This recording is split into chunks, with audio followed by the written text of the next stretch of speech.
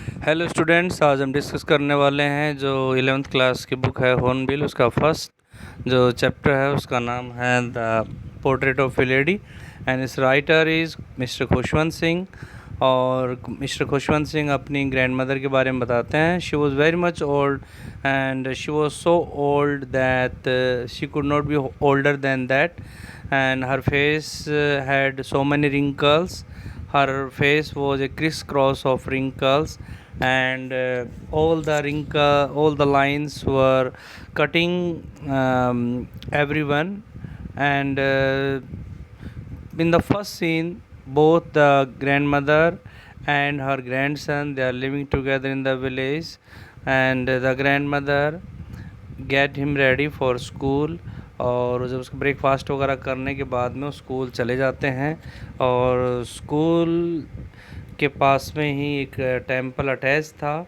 जितनी देर वो स्कूल में पढ़ता था उस दौरान जो ग्रैंड मदर थी वो टेंपल में बैठ कर के जो होली बुक्स थी उनको रीड करती थी।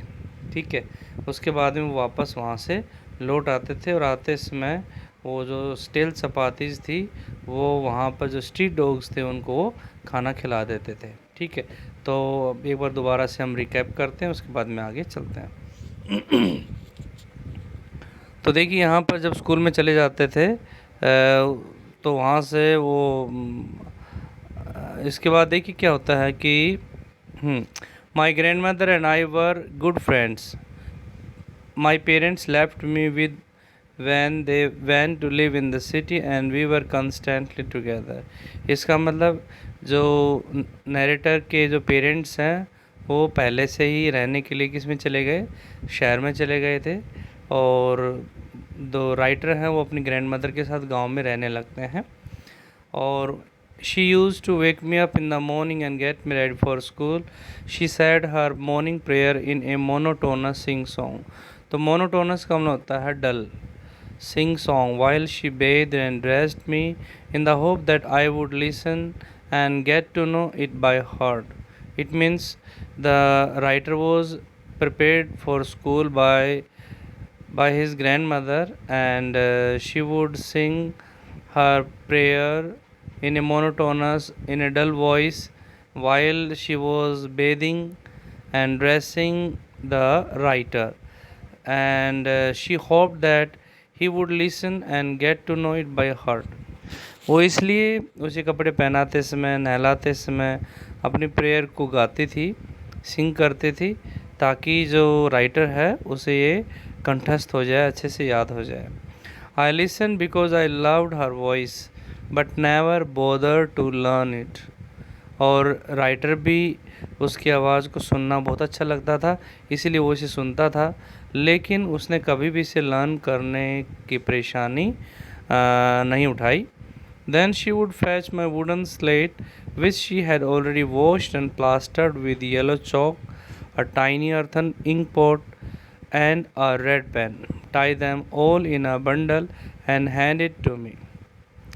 आफ्टर दैट जो ग्रैंड मदर थी वो उसकी जो वुडन स्लेट होती है, जैसे कि पहले चला करती थी ये, जब नोटबुक्स वगैरह नहीं होती थी तो वुडन स्लेट वगैरह का ही ज़्यादातर यूज़ किया जाता था, या फिर पत्थर की जो स्लेट होती थी उसका यूज़ किया जाता था।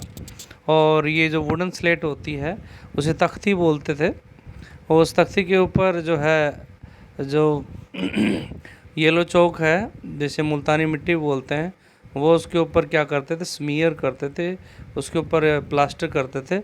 और उसके बाद में जब सूख जाती थी तो उसके ऊपर लिख सकते थे। कोलीग्राफी वगैरह के लिए हम इसे यूज़ किया करते थे। तो ये उसी की बात कर रहा है। तो उसके लिए वो वुडन स्लेट लेके आती थी जिस पर येलो चौक प्लास्टर किया हुआ होता था, और एक टाइनी अर्थन इंक पॉट और छोटी सी एक स्याही की दवात लेके आती थी, और एक रेड पेन, और इन सबको वो एक बंडल में बांध करके उसे दे देती थी। After breakfast of a thick stale chapatis with a little butter and sugar spread on it, we went to school। she carried several stale chapatis with her for the village dogs। और breakfast के बाद में thick का मतलब होता है मोटी, और जो बासी चपातियाँ थी ठंडी, उनके साथ वो हैवी ब्रेकफास्ट करते थे। उसके बाद में कैसे करते थे, उसके ऊपर बटर और शुगर वगैरह लगा करके, शुगर रख करके उसके साथ खाते थे वो। और उसके बाद में स्कूल चल पड़ते थे ब्रेकफास्ट करने के बाद में। और ग्रैंड मदर अपने साथ में स्टील चपातीज़ ले लेती थी ताकि वो विलेज डॉग्स को फीड कर सके। My grandmother always went to school with me because the school was attached to the temple. So here the fact is very clear that the grandmother would accompany her grandson because the school was attached to the temple. The priest taught us the alphabet and the morning prayer. जो वहाँ पर priest था temple में, वो alphabet सिखाता था writer को और मॉर्निंग प्रेयर सिखाता था। While the children sat in rows on either side of the veranda singing the alphabet or the prayer in a chorus, my grandmother sat inside reading the scriptures. Scriptures का मतलब होता है holy books. जिस दौरान सभी बच्चे veranda के दोनों तरफ लाइन में बैठे रहते थे और वो कोर्स का मतलब होता है ग्रुप के अंदर प्रेयर या अल्फ़ाबेट्स को सिंग करते थे। उसी दौरान जो ग्रैंड मदर थी राइटर की, वो टेंपल में बैठ कर के और वो धार्मिक पुस्तकें पढ़ती रहती थी। When we had both finished, we would walk back together. और जब दोनों का काम पूरा हो जाता तो दोनों साथ साथ वापस आ जाते। This time the village dogs would meet us at the temple door. They followed us to our home, growling and fighting with each other for the chapatis we threw to them. और उस समय तक जो गांव के जो dogs थे वो उनको टेंपल डोर पे मिलते थे और वे उनके पीछे पीछे घर तक आ जाते थे। ग्राउलिंग का मतलब होता है वो गुर्राते हुए, ठीक है, बार्किंग करते हुए, फाइटिंग करते हुए एक दूसरे के साथ में उन स्टील चपातीज़ के लिए जो उनको डाली जाती थी। When my parents were comfortably settled in the city, they sent for us. जब राइटर के पेरेंट्स अच्छे से सेटल हो गए सिटी के अंदर तो उन्होंने इनके लिए भी बुलावा भेजा। That was a turning point in our friendship. और ये एक राइटर की ज़िंदगी में एक टर्निंग पॉइंट था। Although we shared the same room, my grandmother no longer came to school with me. I use to go to an English school in a motor bus. तो कहता है कि जो उसकी ग्रैंड मदर थी वो अब इसके साथ स्कूल में नहीं जाती थी, because the writer would go to school on a motor bus. I use to go to an English medium school in a motor bus. There were no dogs in the streets and she took to feeding sparrows in the courtyard of our city house. जब city house में settle हो गए तो वहाँ पर street dogs तो थे नहीं, तो इसका मतलब क्या हुआ कि वहाँ पर ये उन्होंने ग्रैंड मदर ने क्या किया, स्पैरोज़ को फीड करना स्टार्ट कर दिया। As the years rolled by, we saw less of each other. For some time, she continued to wake me up and get me ready for school. When I came back, she would ask me what the teacher had. और इस तरीके से years बीतते गए और धीरे धीरे वो क्या हुआ कि वो अभी भी जो ग्रैंड मदर थी वो राइटर को वेकअप करती थी, उसे स्कूल के लिए रेडी करती थी। और जब स्कूल से वापस आता था राइटर तो उससे पूछा करती थी कि टीचर ने उसको क्या पढ़ाया था, what the teacher had taught him. I would tell her English words and little things of Western science and learning, the law of gravity, Archimedes principle, the world being round, etc. और writer उसे बताता कि जो भी उसके school में पढ़ाया जाता था इन सब चीज़ों के बारे में वो अपनी ग्रैंड मदर को बताता था। दिस मेड हर अनहैप्पी, लेकिन इस बात से ग्रैंड मदर काफ़ी अनहैप्पी होती थी, सैड होती थी, डिसअपॉइंटेड होती थी। She could not help me with my lessons. She did not believe in the things they taught at the English school and was distressed that there was no teaching about God and the scriptures. Grand mother अब writer की कोई help नहीं कर सकती थी उसके lessons में, उसकी टीचिंग में, उसकी स्टडीज़ में, और क्योंकि वो उन चीज़ों के अंदर बिलीव नहीं करती थी जो राइटर को इंग्लिश स्कूल में पढ़ाई जाती थी। और इस बात को लेकर भी वो बहुत ज़्यादा दुखी थी। डिस्ट्रेस्ड का मतलब होता है she was very much dejected to know that there was no teaching about God in the writer's school. One day I announced that we were being given music lessons. She was very disturbed. To her, music had lewd associations.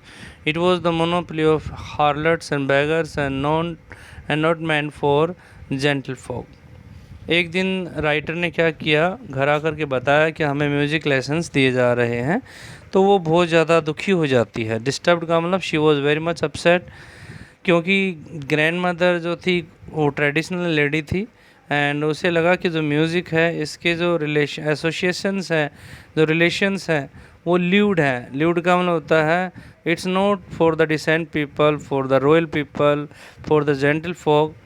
और ये जो है ये तो beggars and हार्लट्स की monopoly है। Monopoly का मतलब होता है उनका एकाधिकार है।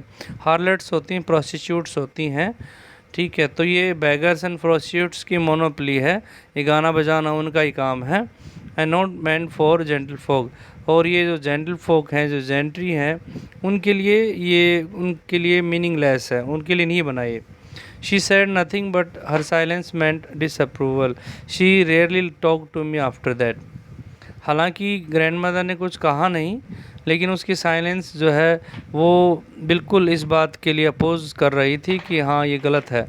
She really talk to me after that. उसके बाद उसने राइटर से कोई बातचीत नहीं की।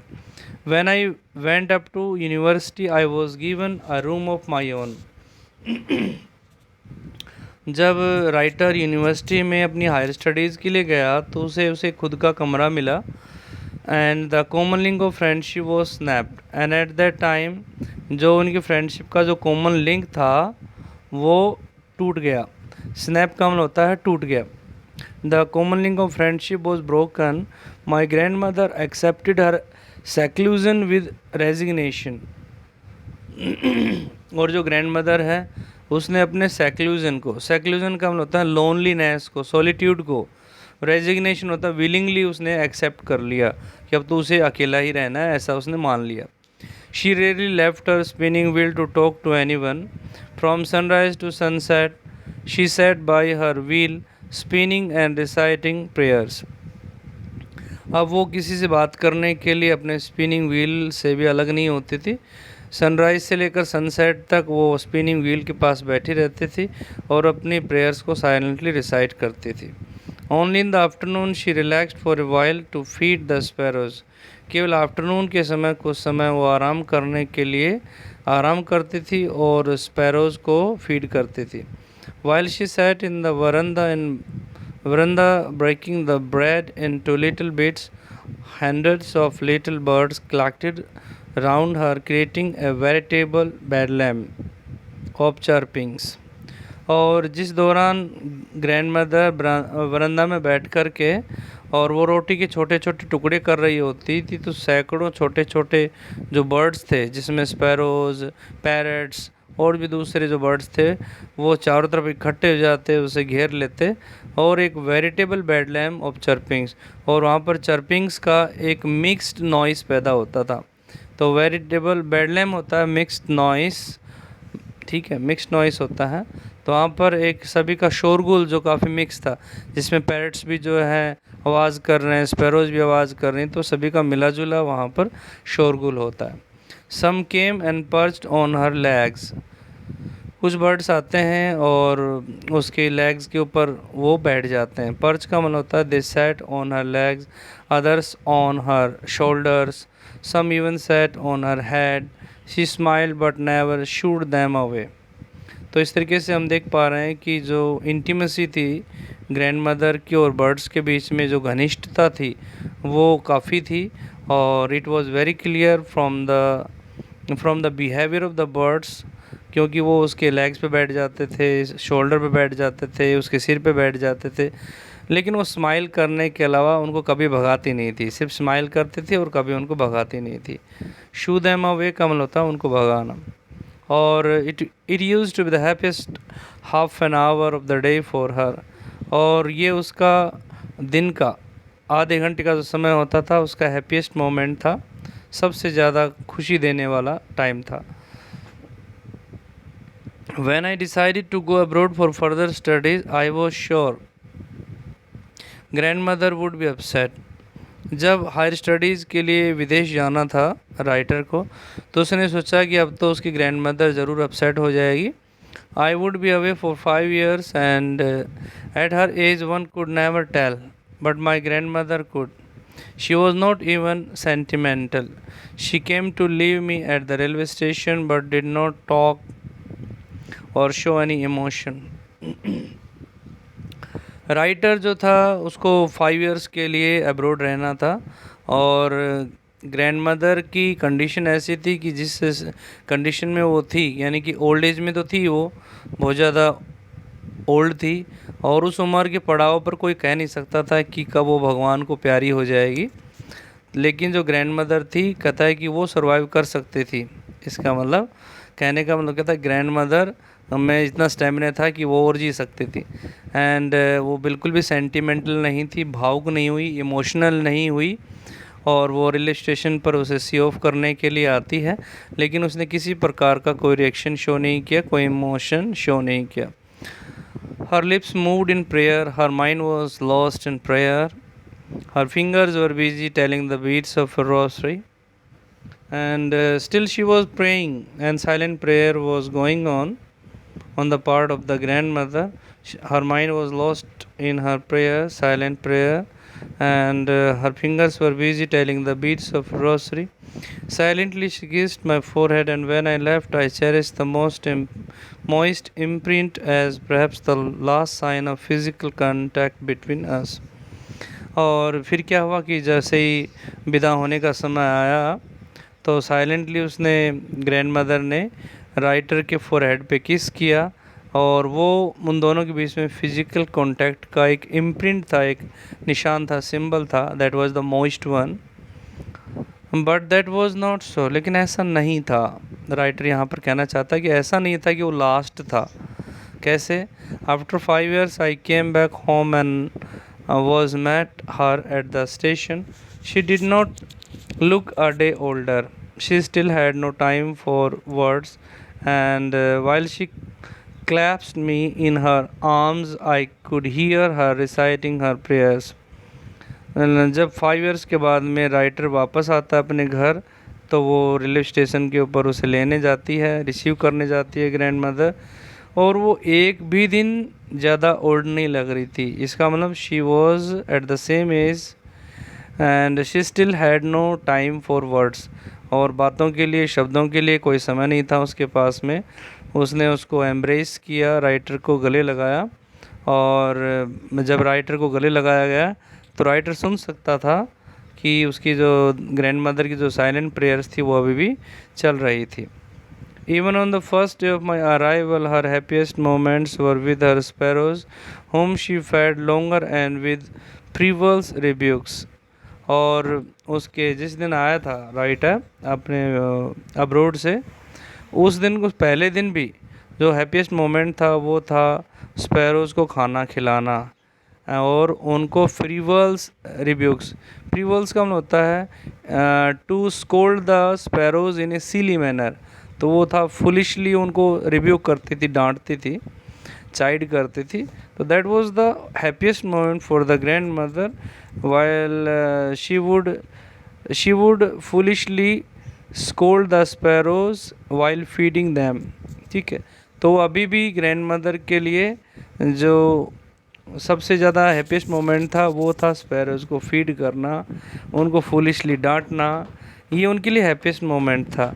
हालांकि आप देख सकते हैं कि जो ग्रैंड मदर वो सेंटिमेंटल नहीं थी। हालांकि 5 साल बाद में उसका ग्रैंडसन यानी कि राइटर वहाँ आता है, लेकिन इसके बावजूद भी it did not make any difference to the behaviour of the grand mother.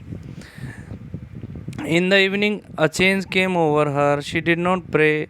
She collected the women of the neighborhood, got an old drum and started to sing. और इवनिंग आते आते थोड़ा सा चेंज हुआ ग्रैंड मदर के अंदर। उसने pray नहीं किया उस दिन, और उसने क्या अपने नेबरहुड की, जो पड़ोस की जो वीमेन थी, उनको कलेक्ट किया। Got an old drum and started to sing, और उसने एक पुराना सा ढोलक लिया और गाना स्टार्ट कर दिया। For several hours she thumbed the sagging and dilapidated drum, और कई घंटों तक उसने क्या किया, सैगिंग का मतलब जो पुराना घिसा पिटा जो ड्रम था उसको थम्प किया, थम्प का मतलब बजाया उसको, ठीक है, बीट किया। Skins of the dilapidated drum, dilapidated का मतलब होता है यहाँ पर ओल्ड, जो ओल्ड ड्रम था और जो उसकी स्किन अंदर धसी हुई थी, सिंक थी, उसको जो है उसने बीट किया, बजाया उसको। And sang of home coming of warriors, we had to persuade her to stop, to avoid overstraining. That was the first time since I had known her that she did not pray. और writer को क्या करना पड़ा, उसे writer और उसकी family को, grand mother को मनाना पड़ा कि भाई वो इतना ज़्यादा पेन ना उठाए, क्योंकि वो ओवर स्ट्रेनिंग थी, एक्स्ट्रा लेबर था, ठीक है, ताकि उनको कोई परेशानी ना हो जाए। इसलिए सभी ने उनको मनाया कि चलो बंद करो अब। और वो पहली बार ऐसा समय था जब राइटर ने जाना कि उसने प्रे नहीं किया, ठीक है, उस दिन उसने प्रे नहीं किया, बाकी हमेशा प्रे करते थे। The next morning she was taken ill. It was a mild fever and the doctor told us that it would go. But my grandmother thought differently. She told us that her end was near. She said that since only a few hours before the close of the last chapter of her life she had omitted to pray, she was not going to waste any more time talking to us. और next morning क्या हुआ कि वो बीमार हो गई, हल्का फुल्का बुखार था। डॉक्टर ने कहा कि ये ठीक हो जाएगा, बुखार चला जाएगा, लेकिन ग्रैंड मदर डिफरेंटली सोच रही थी। उसने कहा कि उसका एंड आ गया था, बिल्कुल नज़दीक था, उसका आखिरी समय आ गया था। उसने कहा, और कुछ समय पहले ही उसने क्या किया, अपनी ज़िंदगी का जो चैप्टर था, लास्ट चैप्टर बंद होने से कुछ घंटे पहले उसने प्रे करने के लिए अपने आप को आइसोलेट कर लिया। She did not talk to any one and she did not want to spend her precious time talking to any one. तो उसने किसी से बात ना करके और अपनी जो साइलेंट प्रेयर थी उसको उसने कंटिन्यू किया। We protested but she ignored our protests, she lay peacefully in bed. तो राइटर और उसके जो फैमिली मेम्बर्स थे उन्होंने इस बात के लिए प्रोटेस्ट किया, लेकिन उसने उनके प्रोटेस्ट को इग्नोर कर दिया और वो पीसफुली बेड के अंदर सोई रही। Praying and telling her beads, वो प्रे कर रही थी, बीट्स माला को घुमा रही थी। Even before we could suspect her lips stopped moving and the rosary fell from her lifeless fingers. A peaceful pallor spread on her face and we knew that she was dead. लेकिन इससे पहले कि writer और उसकी family member suspect कर पाते grand mother के बारे में, उसके लिप्स जो हैं वो हिलना बंद हो गए, माला उसके लाइफलेस फिंगर से नीचे गिर पड़ी और चेहरे के ऊपर एक पीलापन जो है फैल गया, स्प्रेड हो गया। तब उनको पता चला कि वो ख़त्म हो चुकी थी, मर चुकी थी। We lifted her off the bed and as it is customary laid her on the ground and covered her with a red shroud. तो उन्होंने क्या किया, ग्रैंड मदर को उठा करके बिस्तर से, और जैसा एक रिवाज था, कस्टमरी का मतलब जैसा एक रिवाज था, ट्रेडिशन था, उसको ज़मीन के ऊपर लिटा दिया और उसे एक लाल रंग के कफन से ढक दिया। श्राउड, SHROUD, श्राउड का मतलब होता है कफन। देखिए जो श्राउड है इसका मतलब होता है कफन होता है। क्या होता है? कफन, ठीक है। तो ये कफन है, तो इस तरीके से ये कफन है, shroud. After few hours of morning, तो मॉर्निंग का मतलब होता है विलाप होता है। जब कोई आदमी मर जाता है तो उसके रोने को कहते हैं विलाप। ये देखो, ये विलाप की स्पेलिंग है, ठीक है, ऐसे लगा देखते हैं। तो ये विलाप करते हैं सभी, ठीक है। ये देखो, ये वाला, ये विलाप का मीनिंग है, ठीक है। We left her alone to make arrangements for her funeral। और क्या किया बाद में, कुछ घंटे के विलाप के बाद में सभी ने क्या किया, उसको अकेला छोड़ दिया ताकि अंतिम संस्कार की तैयारियां की जा सकें। In the evening we went to her room with a crude stretcher to take her to be cremated. शाम के समय एक अर्थी लेकर के उसके कमरे में उसके पास जाते हैं ताकि उसको दाह संस्कार के लिए ले जा सकें।